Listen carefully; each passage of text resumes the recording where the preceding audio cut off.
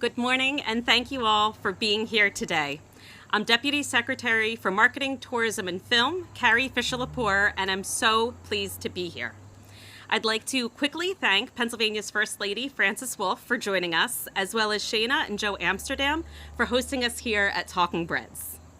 I'm also so thrilled to see that we have David Mills of Smoke and Pickles Artisan Butcher Shop with us. Thank you for being here. We're gathered here today to celebrate the launch of 4 new culinary trails that will take travelers to every corner of Pennsylvania to sample the foods that represent our culture and our heritage, or as I like to say, consuming culture. It's no coincidence we decided to make this announcement on the first day of autumn, a season in which we turn to each other for comfort. I think we can all at least think of one food that reminds us of home. Whether it's a meal our families gather for the holidays, the soup our mother serves us when we were sick, or a special recipe of the small town restaurant where we have so many fond memories of eating with our loved ones. When we welcome visitors in Pennsylvania, we want them to have that same sense of home that we do. And that means sharing with them these foods that are integral to our lives. The Pennsylvania Tourism Office worked with Chatham University's Center for Regional Agriculture, Food, and Transformation to develop 4 culinary trails that represent the history and heritage of Pennsylvania. These 4 trails are Baked, a bread trail, which takes you to not just fresh baked bread, but to pretzels and pizza and pierogies and pot pies. Picked, an apple trail, which takes you to ciders, apple pie, and the orchards where the apples are fresh picked. Chopped, a charcuterie trail, which celebrates meats in all forms, from traditional meat markets to deer bologna to sopressata, and beyond. My Italian husband's going to be so upset that I just messed that up. And Pickled, a fermented trail which honors Pennsylvania's love of pickling and fermenting foods. Everything from root beer, kombucha, and kefir to sauerkraut, pickled vegetables, and of course, our beloved red beet eggs. These trails have dozens of stops and are broken up into 2 to 4 day regional legs, which makes it easy to spend a weekend tasting new foods. Also, each of these legs is tailored to represent the foods that form the culture in that region. As you may have guessed, we're extremely excited about these new culinary trails. They do a great job of making the foundational foods of Pennsylvania accessible to travelers, and they build on our 2 existing culinary trails, Scooped, an ice cream trail, and Tapped, a maple trail. These existing trails draw thousands of visitors to each stop every year, helping Pennsylvania's small businesses and farms grow and thrive. These new trails will also provide small businesses and farms with resiliency, because let's face it, there's nowhere else on earth where you can enjoy these delicious recipes, but it's really so much more. This is really about the food and the recipes and the soil and the trees and the plants and the crops. They all serve as a reminder of who we are and why we are. The folks that own these establishments are guardians of our stories, often passed down from generation to generation. They help us feel pride and build a sense of connection and identity because, after all, we are what we eat, physically, culturally, and spiritually. Now, I've made you all a little hungry, I'm guessing, and hopefully eager to check out these new trails. But first, it is my great, great pleasure to introduce First Lady Frances Wolf.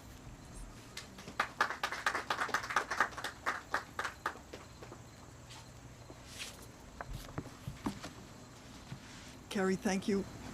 Thank you very much for your introduction. And I want to thank all of you here for joining us here today to help us celebrate the 4 additional trails of Pennsylvania's culinary trails. I'm so glad to be here because, and in this, with this topic, because I believe that food is powerful. It's an active force. It's a really important tool by which we, that has so many different functions. In its most basic form, food is sustenance for each of us, for our bodies. It helps us grow, it keeps us healthy, but too much of a good thing can harm us as well. Things like the whoopie pies or whatever. But food also tells a story. It describes where we came from. It describes the people and places that influenced our lives, and it also describes our forebears. It describes the celebrations that are important to each of us. Each culture, each community has its own distinctive character, and nowhere is that character better highlighted than in the food that's prepared for those meals. I came to appreciate this importance through living and visiting a whole, places around the world, places as diverse as Iran and Germany, where I remember tons of pastries, and France, warm French bread from the bakery with cheeses, or Pakistan with kebabs and Coca-Cola. England, sort of meat pastries. Italy, of course, pasta. Spain, flams. India, dosas, big pancakes made out of fermented lentils. And even the Marshall Islands, where I ate fish that was so freshly caught, it still had the hook in its lip. And then again, York, Pennsylvania, whoopie pies. I realize that this is heavy on carbohydrates, but it's, that's what I love. In each of these places and in each of these meals, the food that I had, the food that I shared, was important in three different ways. Is a mode of creating community. We commune when we eat with family and friends. Breaking bread together is when we're at our most, in a way, vulnerable, our most open, our most embracing. And at such a time, we share with each other. In America, one of the most obvious occasions is Thanksgiving, where we give thanks, but it is also a time, it is a meal of when and of where we agree to be with each other, and to, in the fullest way possible. Food is also an opportunity, a tool that creates memories. Meals create memories, not just of those special moments, but also of recipes that have been handed down through families. For example, I still remember my Italian grandfather, huge vegetable garden, pulling out carrots, and then taking the hose, no spritzings, just water coming out and washing it down and giving it to me. To this day, carrots don't taste the same. His was the best. And then Tom's grandmother, who made apple fritters, which I had never had, and she hummed her way through. But these are things that I remember. These are things we try to replicate. But food also, and perhaps most importantly, helps define who we are. It secures our family traditions and our cultural touchstones. From my descriptions here, it seems that I'm describing that food is a way of looking back, to see who and where what preceded us. But I think food is really versatile, and it being an active force, I see food also as a way not just of looking back while we recreate the dishes and the methods of those dishes, but we're also bringing them forward to our current day, so that someone in the future can look back to our time and to look to us as cultural and culinary touchstones, as a marker for their history, for their sense of community and culture. And that, I think, is what each of these culinary trails is, that marker. It's quite obvious that here in Pennsylvania, we are so lucky to have such a diverse citizenry as we do. So where we can take advantage of those plates that shape our Commonwealth, for example, of cheesesteaks in Philadelphia, pierogies in Pittsburgh, and Smith's hot dogs in Erie. I can just, quickly list scrapple, shoe fly pie, Lebanon bologna, pork and sauerkraut, red beet eggs, chicken corn soup, apple butter, schnitz and nepp, fastnacks, chow chow, chicken and waffles. That I had never heard. What a combination. But I think, all of these are very much what we would describe as Pennsylvania Dutch. But now we start looking at cuisines that are taking their place alongside this iconic list. and they themselves are becoming iconic. When we see, not just pizzas, but dosas and different restaurants that serve chilies, Malaysian food and Thai food and Indian, Spanish, Mexican, and all of these reflect sort of new citizens in Pennsylvania coming in to embellish what we have here. So I would like to invite everyone who comes to visit Pennsylvania, everyone who lives in Pennsylvania, to come and break bread with us and to visit each of these sites and to learn the dishes and learn about the people who make the dishes. Learn how they made, how they have come to our state. Learn how they've come to make our state richer, more interesting, more fun.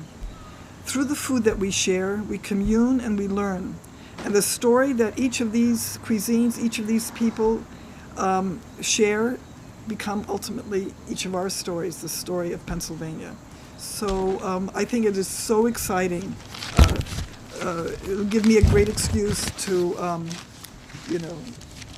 especially, things like baked bread, charcuterie. I can't get any better than that. So thanks a lot. Take care.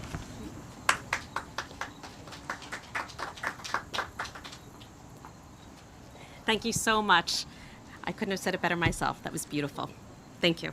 And now I'm excited to turn things over to Shayna Amsterdam. Shayna and Joe have been so incredibly kind to host us here at their bakery, Talking Breads. Talking Breads is one of the tour stops featured on Baked, a Bread Trail. And it also carries many local products featured in other stops on all 4 of our trails. So without further ado, I'll turn this over to Shayna. And Joe. Joe's doing the speech.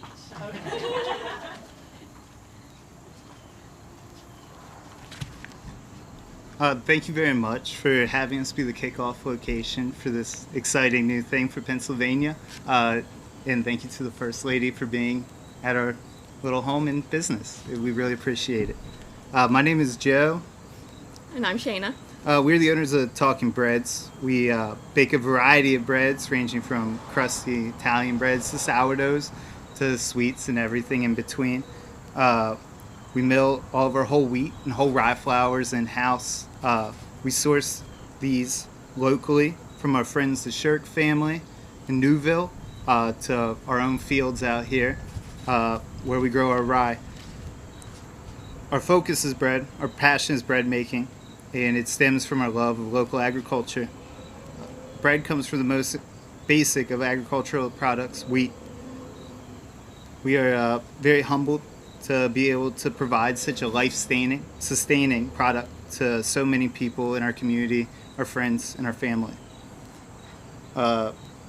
We started a business in 2013 where we were both working and living in Perry County. Shayna grew produce and baked bread for farmers market. I lived in a pasture-raised meat growing facility or farm. Hopefully not in the down barn. the road.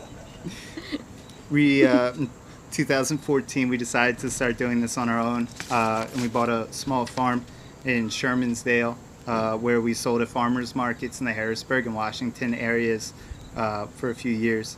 We decided to find a new location as we wanted to open up our own brick and mortar store to provide more goods to our local community.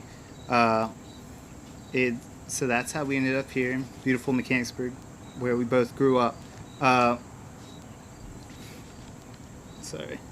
We had a few goals in mind when we bought our this land and started building our farm.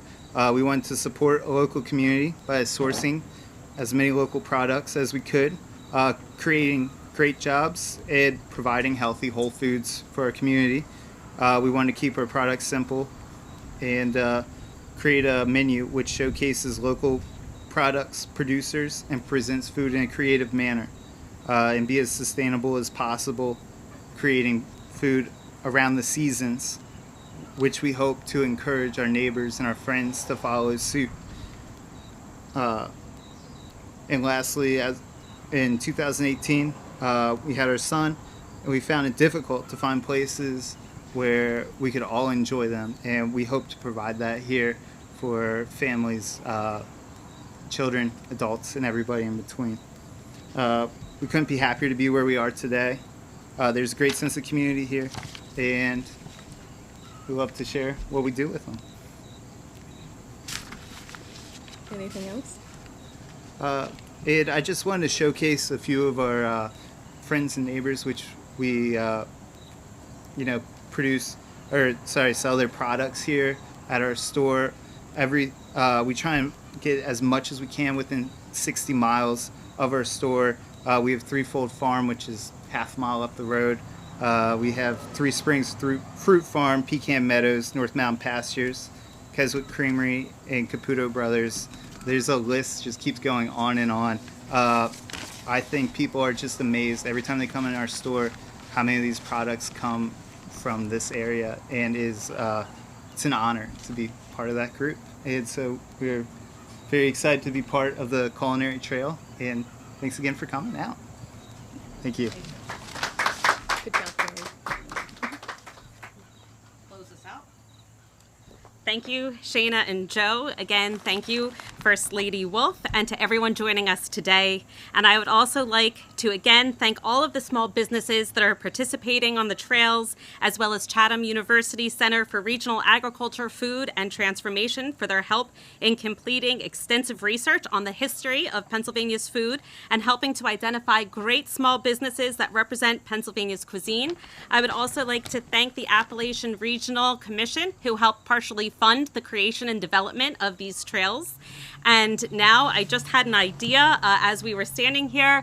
It is customary when we christen or start something new to smash a bottle of champagne or pop a bottle of champagne, but we thought it would be appropriate to break bread together to officially launch. So Mrs. Wolf, Shayna, and Joe, if you wouldn't mind joining me up here.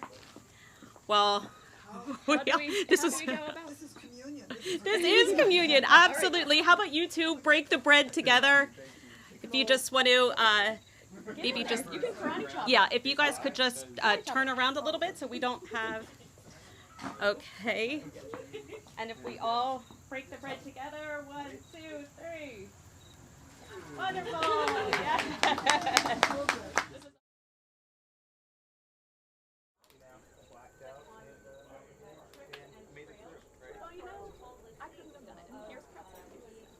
Oh, don't you even think about it, pretzel.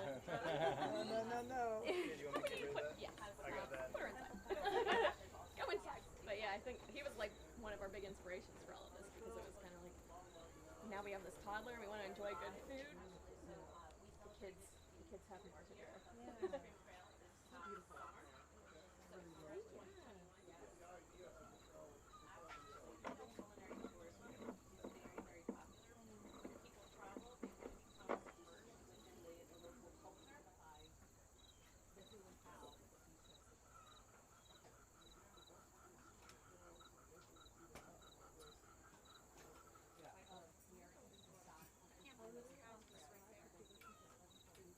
Right.